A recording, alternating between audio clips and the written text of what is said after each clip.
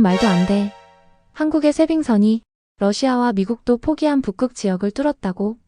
세계 과학계가 충격에 빠졌습니다.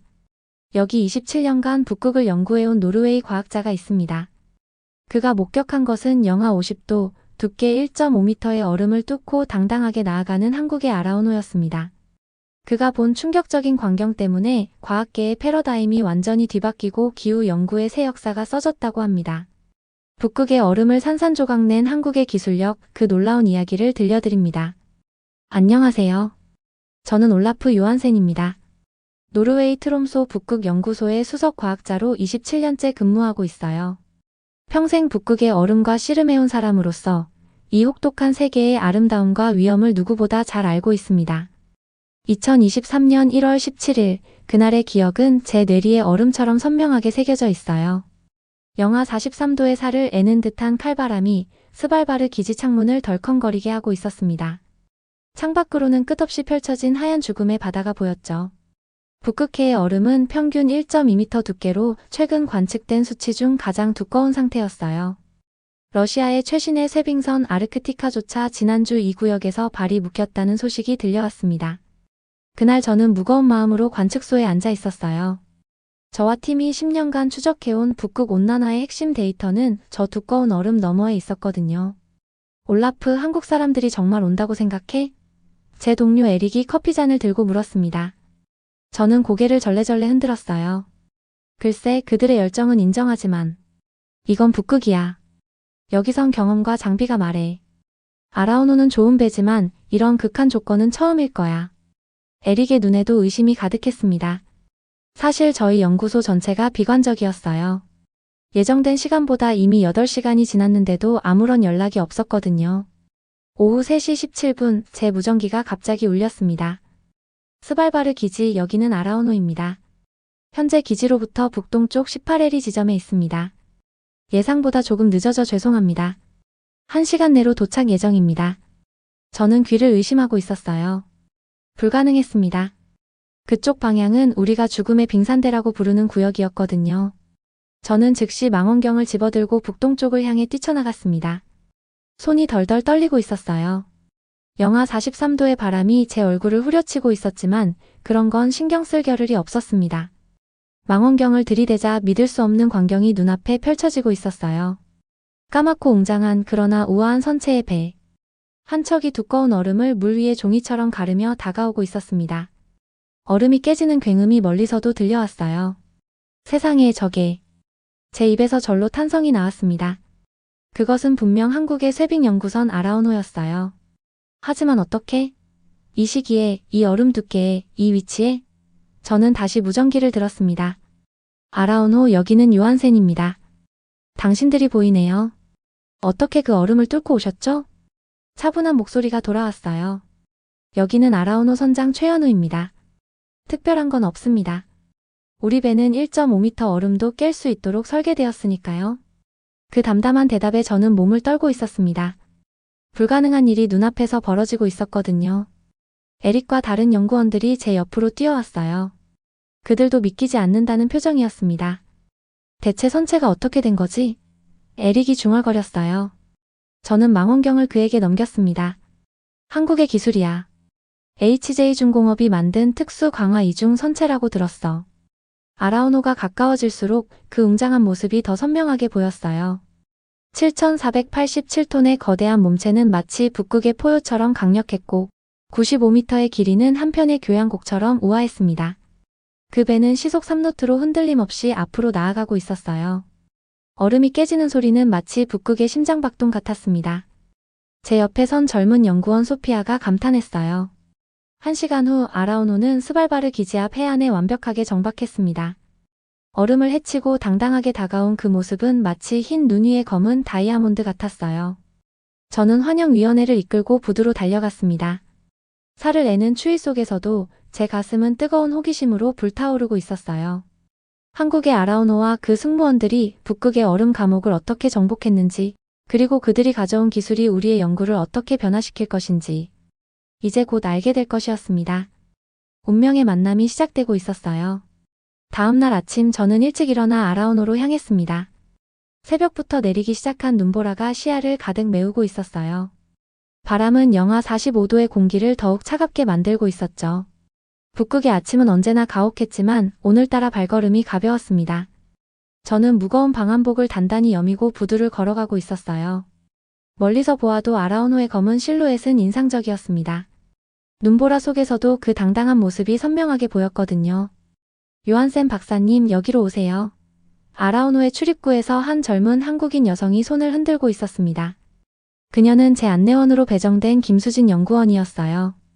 안녕하세요, 수진 씨. 오늘 저를 위해 시간을 내주셔서 감사합니다. 제가 말했죠. 그녀는 밝게 웃으며 대답했습니다. 아니에요. 노르웨이 최고의 북극 전문가를 모시게 되어 영광이죠. 선장님이 기다리고 계세요. 배에 발을 들이는 순간 저는 완전히 다른 세계에 들어온 느낌이었어요. 바깥은 지옥 같은 추위였지만 내부는 봄날처럼 따뜻하고 쾌적했습니다. 벽에 설치된 디지털 온도계는 22도를 가리키고 있었어요. 놀랍군요. 극지 연구선 중에서도 이렇게 안정적인 내부 환경은 처음 봅니다. 제가 감탄하고 있었죠. 수진이 미소 지으며 설명했습니다. 저희 아라오노는 극한 환경에서도 연구의 정확도를 유지하기 위해 사중 단열 시스템을 갖추고 있어요. 외부 온도가 영하 60도까지 떨어져도 내부는 항상 최적 상태를 유지합니다. 우리는 중앙 통로를 따라 걸으며 배의 내부를 둘러보고 있었어요. 복도 양쪽으로 최첨단 연구실들이 줄지어 있었죠.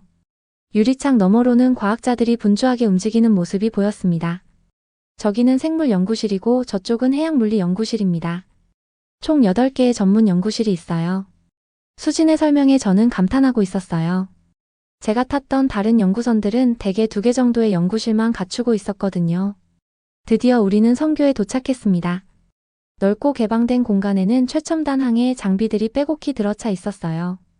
대형 디스플레이들은 북극해의 모든 상황을 실시간으로 보여주고 있었죠. 그 중앙에 한 사람이 서 있었습니다. 그는 50대 중반으로 보이는 단단한 체격의 남성이었어요. 요한센 박사님, 환영합니다. 저는 아라오노 선장 최현우입니다. 그가 따뜻한 미소로 손을 내밀었습니다. 우리는 성교의 회의 테이블에 앉았어요. 창밖으로는 눈보라가 더욱 거세게 몰아치고 있었습니다. 이런 날씨에 이 배를 몰고 오셨다니 정말 놀랍습니다. 제가 말했어요. 최 선장은 겸손하게 미소 지었습니다. 아라오노는 이보다 훨씬 더 험한 환경도 견뎌낼 수 있도록 설계되었습니다. 저희 배에 대해 좀 더 설명해 드릴게요. 그는 태블릿을 꺼내 아라오노의 상세 스펙을 보여주기 시작했어요. 이 배는 2009년 HJ중공업에서 건조되었습니다. 전장 95m, 7,487톤급이며 1m 두께의 연속 얼음을 시속 5.5km 3노트로 깰 수 있어요. 설계 단계부터 극지 연구용으로 특화되었죠. 그의 설명은 전문적이면서도 자부심이 넘쳤습니다.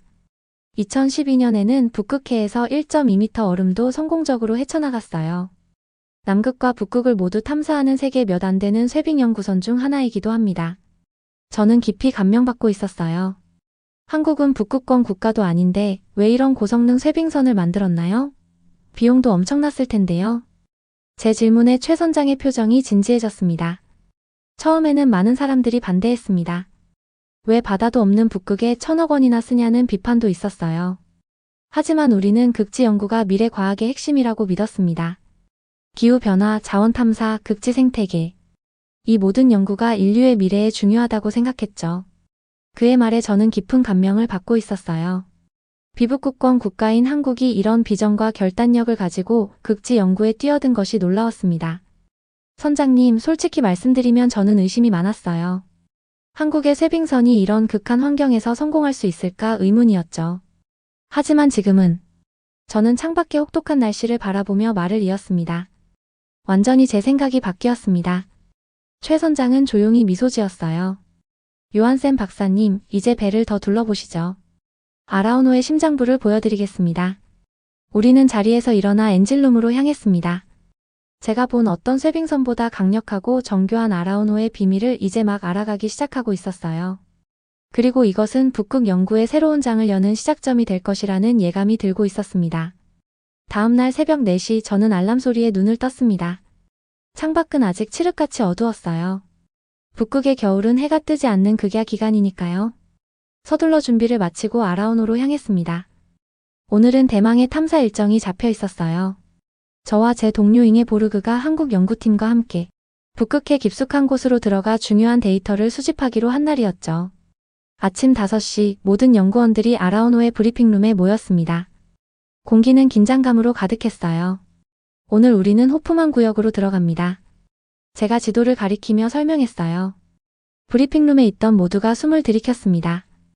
호프만 구역은 북극에서도 가장 접근하기 어려운 지역 중 하나였어요. 얼음 두께가 최소 1.2m에 달하고 거대한 유빙들이 항로를 막고 있는 곳이죠. 이 지역은 북극 온난화의 핵심 데이터가 묻혀 있는 곳입니다. 10년 동안 어떤 연구선도 접근하지 못했어요. 제 옆에 앉아있던 잉해가 덧붙였습니다. 그녀는 북극 기후변화 연구의 최고 권위자였어요.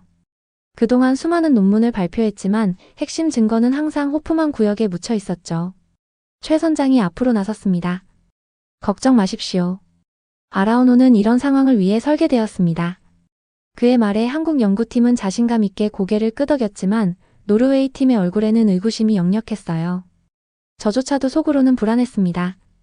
호프만 구역은 전설적인 러시아 원자력 쇄빙선 야말도 2019년에 발이 묵혔던 곳이었으니까요. 아침 6시 정각 아라오노는 기지를 떠나 북쪽으로 항해를 시작했습니다. 저는 잉해와 함께 성교의 창가에 서서 얼음으로 뒤덮인 바다를 바라보고 있었어요. 정말 갈 수 있을까요? 잉해가 작은 목소리로 물었습니다. 저는 그저 어깨를 으쓱했어요. 솔직히 저도 확신이 없었거든요. 배는 점점 더 두꺼운 얼음과 마주치기 시작했습니다. 처음에는 30cm, 곧 50cm, 그리고 1m. 아라오노의 선체가 얼음과 부딪힐 때마다 온 배가 진동했어요. 그러나 놀랍게도 배는 멈추지 않고 계속 전진하고 있었습니다. 저기가 호프만 구역의 입구입니다. 최 선장이 레이더를 가리키며 말했어요. 모두의 시선이 그곳으로 향했습니다. 레이더에는 거대한 얼음 장벽이 보였어요. 얼음 두께가 1.4m에서 1.8m까지 다양합니다. 일부 지역은 2m가 넘는 압축 얼음도 있어요. 항해사의 보고에 긴장감이 더욱 고조되었습니다. 최 선장은 잠시 생각에 잠겼다가 결단력 있게 명령을 내렸어요. 전속력으로 진입합니다. 특수 쇄빙 모드로 전환하세요. 엔진 소리가 더욱 커졌습니다. 배의 진동도 강해졌어요. 저는 창문을 통해 아라오노의 선수가 거대한 얼음벽과 충돌하는 순간을 지켜보고 있었습니다. 쿵. 엄청난 충격음과 함께 얼음이 깨지기 시작했어요. 그러나 배는 속도를 잃고 있었습니다. 3노트, 2노트, 1노트. 이대로는 멈출 것 같은데. 노르웨이 항해사가 걱정스럽게 중얼거렸어요. 그때였습니다. 제2쇄빙 시스템 가동. 최 선장의 명령이 떨어졌고 곧 선체 아래에서 특이한 진동이 느껴지기 시작했어요. 이게 뭐죠? 제가 물었습니다. 한국 엔지니어가 설명해 주었어요. 특허받은 이중 충격파 쇄빙 시스템입니다. 선체 아래쪽에서 압축 공기를 분사해 얼음을 아래에서 위로 깨는 방식이죠. 기존의 쇄빙선들이 위에서 눌러 깨는 방식과 달리 우리는 양방향에서 얼음을 공략합니다. 신기하게도 배의 속도가 다시 올라가기 시작했어요. 1노트, 2노트. 그리고 다시 안정적인 3노트에 도달했습니다. 창밖으로는 거대한 얼음 덩어리들이 깨져 양옆으로 밀려나는 모습이 보였어요. 정말 장관이었습니다. 믿을 수 없군요. 잉해의 눈에는 놀라움과 감동의 눈물이 고이고 있었어요. 그녀는 10년 동안 이 순간을 기다려왔으니까요. 1시간 후 우리는 호프만 구역의 중심부에 도착했습니다. 이곳은 북극 온난화의 비밀을 간직한 타임캡슐 같은 곳이었어요. 아라오노는 안정적으로 자리를 잡고 연구팀은 즉시 작업에 착수했습니다. 저와 잉해는 감격에 겨워 서로를 껴안았습니다. 우리가 해냈어요. 드디어 이곳에 왔어요. 잉해가 소리쳤어요. 최 선장은 조용히 미소 짓고 있었습니다. 그의 표정에는 자부심이 가득했어요. 저는 그에게 다가가 진심을 담아 말했습니다. 선장님, 인정합니다. 아라오노는 제가 본 최고의 쇄빙선입니다. 한국의 기술력에 경의를 표합니다. 그는 겸손하게 고개를 숙였지만 그의 눈빛에서 저는 정당한 자부심을 읽을 수 있었어요. 그리고 그날 저는 진정으로 이해했습니다. 한국의 기술력이 북극의 얼음보다 더 단단하다는 사실을. 호프만 구역에 도착한 우리는 곧바로 연구활동을 시작했습니다. 아라오노의 가파는 마치 개미집처럼 분주해졌어요. 한국과 노르웨이 연구원들이 함께 장비를 설치하고 있었죠. 갑판 온도는 영하 47도였지만 모두의 얼굴에는 열기가 가득했습니다. 저는 잉해와 함께 한국의 첨단 연구 장비들을 살펴보고 있었어요. 이건 정말 놀랍네요. 잉해가 감탄했습니다. 우리 노르웨이 장비보다 훨씬 정밀해요. 한국팀의 책임자인 박동훈 박사가 우리에게 다가왔습니다. 이쪽으로 오세요. 특별한 것을 보여드리겠습니다. 그는 우리를 아라오노의 후가판으로 안내했어요. 그곳에는 커다란 원통형 장치가 설치되어 있었습니다. 이것은 극지 다층 코어 샘플러라고 합니다. 저희가 독자 개발한 장비죠. 박 박사가 자랑스럽게 설명했어요. 일반 코어 샘플러는 한 번에 한 지점만 채취할 수 있지만 이 장비는 동시에 5개의 다른 깊이에서 샘플을 채취할 수 있습니다. 장비가 작동하기 시작했어요. 저는 경이로움을 감출 수 없었어요.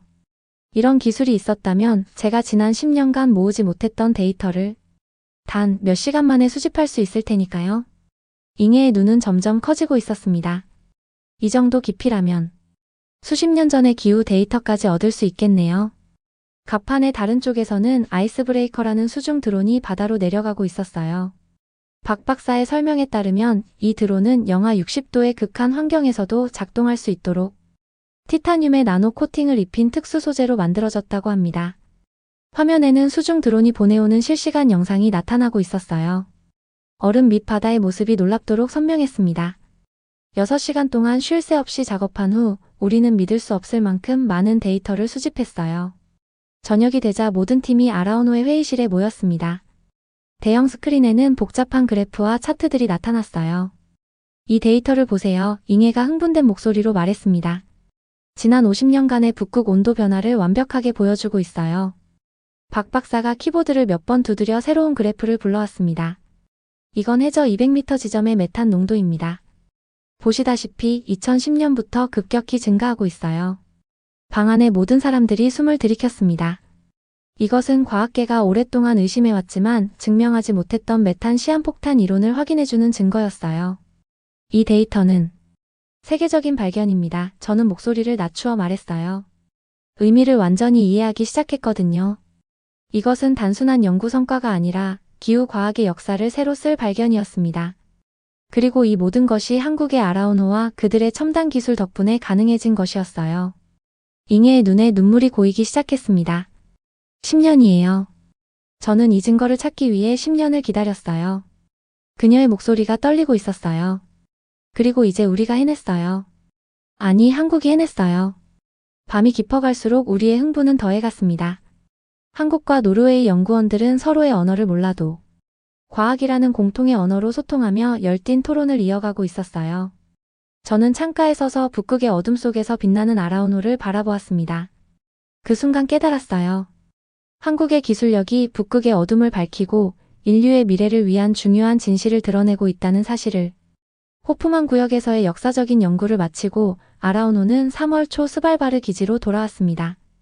부두에는 수십 명의 연구원들이 우리를 기다리고 있었어요. 그들은 북극해에서 가져온 획기적인 데이터에 대한 소문을 이미 들었던 겁니다. 배에서 내리는 순간 저는 이상한 감정에 사로잡혔어요. 마치 다른 세계에서 돌아온 것 같은 느낌이었습니다. 불과 2주간의 여정이었지만 세상을 바라보는 제 시각은 완전히 달라져 있었어요. 올라프 정말 대단해요. 노르웨이 북극 연구소 소장인 라르스가 저를 끌어안으며 말했습니다. 당신이 가져온 데이터는 우리 연구소 역사상 가장 중요한 발견이 될 겁니다. 저는 미소를 지었지만 곧 진실을 말해야 했어요. 라르스, 이건 제 공이 아닙니다. 한국의 아라오노와 그들의 놀라운 기술이 없었다면 우리는 결코 이런 데이터를 얻지 못했을 거예요. 그날 저녁 스발바르 연구기지에서는 한국과 노르웨이 연구팀을 위한 특별한 환영 만찬이 열렸습니다. 식당 벽면에는 K-폴라아이가 촬영한 해저 메탄 하이드레이트 사진이 크게 전시되어 있었어요. 그것은 이제 과학계의 역사적인 순간을 상징하는 이미지가 되었습니다. 라르스 소장이 잔을 들고 일어섰어요. 오늘 우리는 국제과학협력의 놀라운 성과를 축하합니다. 한국의 친구들이 없었다면 북극의 비밀은 여전히 얼음 아래 묻혀 있었을 것입니다. 최 선장과 박 박사도 자리에서 일어났습니다. 그들의 얼굴에는 자부심과 겸손함이 동시에 묻어났어요. 이번 연구는 진정한 협력의 산물입니다. 최 선장이 말했습니다. 우리는 기술을 제공했지만 노르웨이의 깊은 북극 지식 없이는 불가능했을 거예요. 그의 말에 모두가 박수를 치고 있었습니다. 만찬이 끝난 후 저는 밖으로 나와 고요한 북극의 밤하늘을 바라보고 있었어요. 오로라가 초록빛 커튼처럼 하늘을 수놓고 있었죠. 그때 박 박사가 제 옆에 다가왔습니다. 아름답군요, 그가 말했어요. 저는 고개를 끄덕였습니다. 네, 북극의 오로라는 세상에서 가장 아름다운 자연 현상 중 하나죠. 우리는 잠시 침묵 속에서 그 장관을 감상했어요. 알고 계셨나요? 박 박사가 조용히 말을 이었습니다. 아라오노를 건조할 당시 많은 사람들이 작은 나라가 왜 큰 꿈을 꾸냐며 비웃었답니다. 한국은 북극권 국가도 아닌데 왜 1,000억 원을 들여 쇠빙선을 만드냐고요. 그의 표정이 진지해졌어요. 하지만 우리는 믿었습니다. 한계를 뛰어넘어야 새로운 지평이 열린다고요. 저는 깊은 공감을 느꼈습니다. 과학자로서 저도 종종 불가능이라는 벽에 부딪혔거든요. 당신들은 옳았습니다. 그리고 세계과학계는 이제 그 혜택을 누리게 되었어요. 제가 진심으로 말했어요. 박 박사는 미소를 지으며 제 어깨를 가볍게 두드렸습니다. 이번이 끝이 아닙니다. 아라오노는 내년에 더 깊은 북극해를 탐사할 계획이에요. 요한센 박사님도 함께 하시겠습니까? 그의 제안에 제 심장이 빠르게 뛰기 시작했어요. 물론입니다. 그것보다 더 영광스러운 일은 없을 겁니다. 저는 흔쾌히 대답했습니다. 그날 밤 오로라 아래에서 우리는 새로운 탐사의 꿈을 키웠어요. 국경을 넘어 문화를 넘어 한계를 넘어선 꿈이었습니다. 일주일 후 사이언스 저널은 우리의 연구 결과를 표지 기사로 실었어요. 북극의 메탄 시한폭탄 한국 노르웨이 공동연구팀의 충격적 발견이라는 제목이었습니다. 기사는 전 세계 과학계에 충격파를 던졌고 우리의 발견은 CNN, BBC 등 주요 언론에도 대대적으로 보도되었어요. 특히 많은 매체들이 한국의 아라오노와 첨단 연구 장비를 집중 조명했습니다. 북극 얼음을 정복한 한국의 기술력이란 제목의 특집 다큐멘터리도 제작되었죠. 5월에는 뉴욕 유엔 본부에서 특별 기후변화 정상회의가 소집되었습니다. 우리의 연구 결과가 기후 정책 변화의 촉매제가 된 거예요. 저와 잉해 박 박사는 주요 연사로 초청받았습니다. 제가 연단에 섰을 때 세계 각국의 지도자들이 모두 주목하고 있었어요. 오늘 저는 한국의 기술과 용기가 없었다면 결코 발견되지 못했을 진실을 여러분과 공유하고자 합니다. 제 목소리는 확신에 차 있었습니다. 그리고 저는 아라오노의 이야기를 들려주었어요. 회의가 끝난 후 많은 나라의 대표들이 한국 대표단을 만나기 위해 줄을 섰습니다.